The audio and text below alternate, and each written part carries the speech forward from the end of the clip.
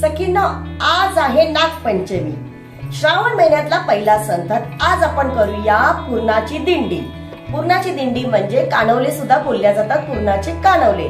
तर आज आपण ते करूया. ह्याचं विशेष महत्व काय आहे की पूर्वी जे आपण बनवत होतो पदार्थ ते आता संपत आलेले आहेत. तर आपण परत ते नवीन बनवण्याचा प्रयत्न करूया. लोकांना समजायला पाहिजे, आताच्या पिढीला ते पदार्थ माहित नाहीयेत, म्हणून आपण करण्याचा प्रयत्न करूया. चला. जय सद्गुरु. मी दामिनी रसोई से जिंदगी तक मध्ये तुमचं मनापासून स्वागत. चला सखीनं, मी तुम्हाला आज काय बनवणार त्याचं साहित्य दाखवते. आपल्याला सर्वप्रथम लागणार आहे गव्हाचं पीठ. हे फक्त गव्हाचं पीठ आहे. आणि हे मीठ, तूप, हे आहे आपण चण्याच्या डाळीपासून केलेलं पुरण. पुरण कसं करायचं आहे त्याची लिंक मी इकडे दिलेली आहे आणि खाली बॉक्समध्ये पण आहे. तर तुम्ही पूर्ण व्हिडिओ बघा, त्याच्यामध्ये पुरण कसं केलं जातं हे समजणार. त्याच पद्धतीने आपण हे पुरण केलेलं आहे. ही आहेत हळदीची पानं. ही आमच्या मी झाडं लावलेली होती त्याची पानं आहे. ती हळदीची पानं, याचा सुगंध खूप छान येतो. आणि हे साचे आहेत ना, त्याच्यापासून आपण आज दिंडी बनवणार आहोत. आपण चौकोनमध्ये पण बनवणार आहोत आणि ह्याच्यानेही बनवणार आहोत. तर हे सर्व साहित्य आपण आता प्रथम काय करायचं, हे पीठ आपल्याला मळून घ्यायचं. तर आपण काय करणार, त्याच्यामध्ये थोडंसं चवीनुसार मीठ घालणार आहोत आणि 1-2 चमचे, छोटे चमचे आहेत, 1-2 चमचे आपण तूप घालणार आहोत. आणि हे सर्व काय करणार आहोत, आपण आता एकजीव करून घेणार आहोत. आणि आता आपण ह्याच्यामध्ये पाणी टाकून हे पीठ मळून घेणार आहोत. हे बघा, आपलं आता पीठ मळून झालेलं आहे. पीठ जास्त पातळही मळायचं नाही, जास्त घट्टही मळायचं नाही. बघा, मऊ लुसलुशीत असं छान झालेलं आहे. आपण आता काय करणार आहोत, थोडासा त्याच्यावरती ना तुपाचा हात लावणार आहोत, म्हणजे आपल्या हाताला ते चिकटल्या जाणार नाही. आणि आपण मस्तपैकी असा एक गोळा करून ठेवणार आहोत. आता हे सगळं तूप असायच्या बरोबर मिक्स होणार. आता आपण काय करणार आहोत, त्याचे छोटे छोटे गोळे करून छोट्याशा अशा पुरीसारख्या चपात्या लाटून घेणार आहोत. हे बघा, आपण छोटासा पिठाचा हा गोळा घेतलेला आहे. तो लाटून घेण्याच्या आधी, म्हणजे आपण पुऱ्या लाटून घेण्याच्या आधी आपण काय करूया, हे इडली पात्र आहे, ह्याच्यामध्ये स्टीम खूप छान होतं. तर आपण काय, आपल्याला सगळ्यात ना दिंडी स्टीम करून घ्यायच्यात, वाफवून घ्यायचेत. तर त्या वाफवण्यासाठी आपण काय करणार आहे, इडली पात्राचा उपयोग करणार आहे. तर आपण आधी काय करूया, त्याला गॅस चालू करून गरम करायला ठेवूया. आपण त्याच्यामध्ये बघा मी पाणी टाकलेलं आहे, पाव हिस्सा तरी पाणी आहे त्याच्यामध्ये. तर आपण आता ते गॅस लावून गरम करूया. थोडासा बारीक गॅस करून घेऊया आपण, म्हणजे आपल्या होईपर्यंत, लाटून होईपर्यंत ते पाणी तापेल. तर आपण आता लाटायला घेऊया. आता आपण थोडंसं सुक्क पीठ लावून ह्याला लाटून घेऊया.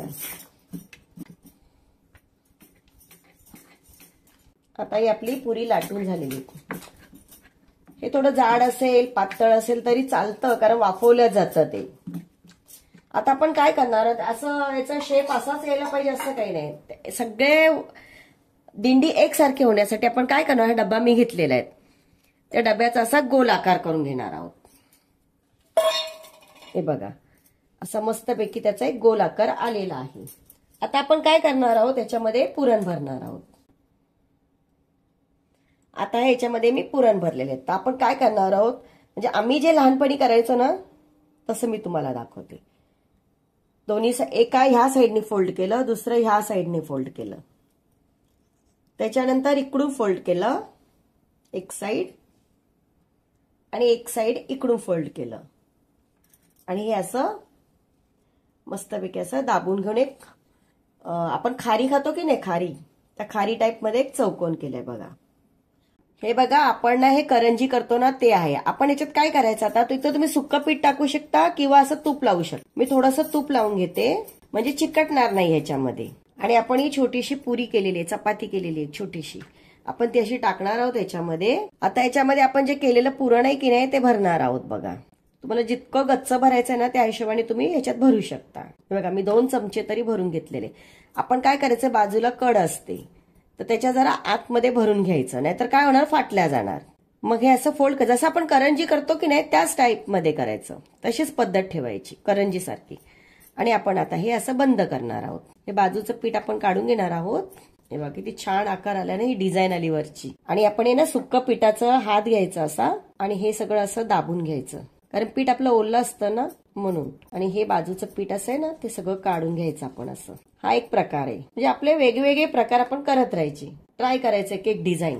हे बघा किती छान झालं, करंजी सारखं झालं की नाही पूर्णपणे दोन्ही साईडने. बघा आता आपण काय करणार आहोत, हे आपलं आहे इडली पात्र. तर आपण त्याच्यावरती ना हे अशी हळदीची पानं येते, हळदीची पानं ह्याच्यावर लावली ना की ह्याचा सुगंध खूप छान येतो हळदीच्या पानांचा. तर आपण अशी ना सगळी पानं आहे ना अशी ठेवणार आहोत त्याच्यावरती लावून. हे बघा मी कापली आहेत पानं, कारण का माहितीये सगळीकडे ते व्यवस्थित बसण्यासाठी. हे बघा सगळीकडे आपण ना अशी पानं आहेत ना लावून घेऊया. याच्यावरती वाफवण्यासाठी ठेवणार आहोत. असे आपण करंजी सारखे पण करून घेऊया आणि असे थोडे चौकोनी सारखे. आम्ही लहान असताना हे असे जास्त केल्या जायचे. हे आता नवीन पद्धतीने आपण थोडी वेगवेगळ्या आयडियाने करतो आहोत. तर आपण हे सर्व करून घेऊया. हे बघा एवढे आपले करून झालेले आहेत. तर आपण हे स्टीम करायला ठेवूया, वाफवण्यासाठी ठेवूया. याच्यामध्ये पाणी उकळलेलं आहे. आता हे वाफवायला आपण ठेवले. आता आपण काय करायचं, ह्याच्यावरती हळदीची पानं आहेत ना ती अशी कटिंग करून ठेवायची.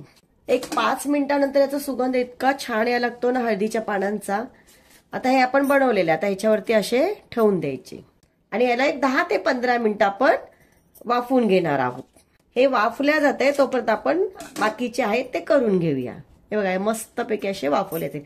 आता याला काय करायचं, हे आपण ठेवले ना एक 10 मिनिटं. आता मोठा गॅस करूया आणि एक 10 मिनिटं असं वाफवून देऊया, 10 ते 15 मिनिटं.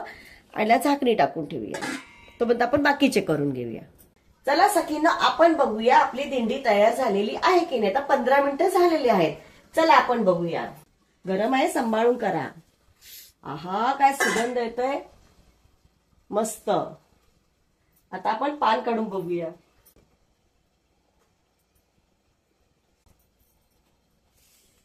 बघा कलर किती छान, त्या एक पानांमधला पिवळा कलर आहे की नाही, कारण हळदीची पानं आहेत तर त्याचा एक कलर पण उतरलेला आहे पूर्णपणे हळदीचा. आणि सुगंध दोन्ही साईडने आपण पानं लावलीत की नाही. कधी पण ना मोदक करू दे किंवा अशा दिंडी करू दे, वाफवायचं असेल त्याच्यामध्ये ना हळदीची पानं खाली पण आणि वरती पण लावा, त्याच्याने सुगंध खूप छान येतो. मस्तपैकी सुगंध येत आहे, खूप छान सुगंध हळदीच्या पानांचा येत आहे. आपण आता गॅस बंद करूया आणि 5 मिनिटं थंड करण्यासाठी ठेवूया. ती छान झालेत बघा. आपली पुरणाची दिंडी तयार झालेली आहे. चला आपण देवबाप्पाला प्रसाद दाखवूया.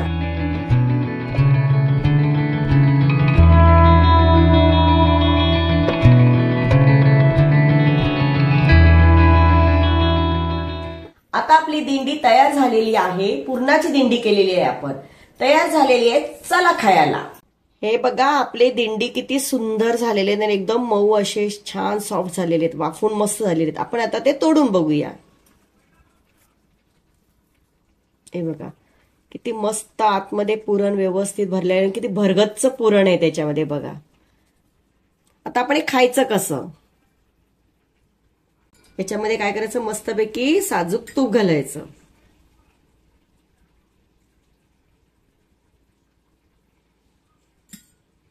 आणि असं तोडून खायचं.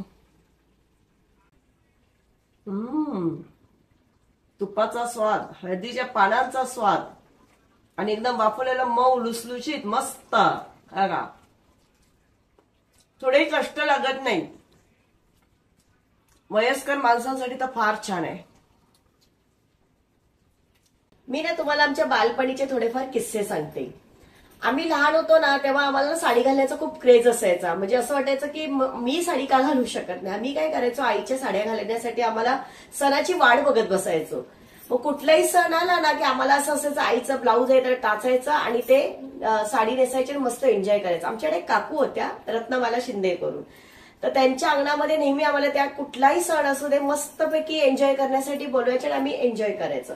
दुसरं कसं आहे, गारुडी यायचे त्यावेळेस. ते गारुडी यायचे आणि गारुडी काय करायचे, असं त्यांच्या एक पाठी असायची, पाठीमध्ये नाग घेऊन यायचे आणि ते असे त्यांच्या बासुरीच्या ह्याच्याने पुंगीच्या ह्याच्याने ना ते नाचवायचे नागांना, तसे नाग नाचायचे. आम्हाला खूप आनंद व्हायचा. पण आता सध्या हे काही दिसत नाही आणि परत असं दिसावं कोणत्याही गोष्टी, म्हणजे जुन्या ज्या गोष्टी आहेत त्या परत याव्यात अशीच इच्छा आहे.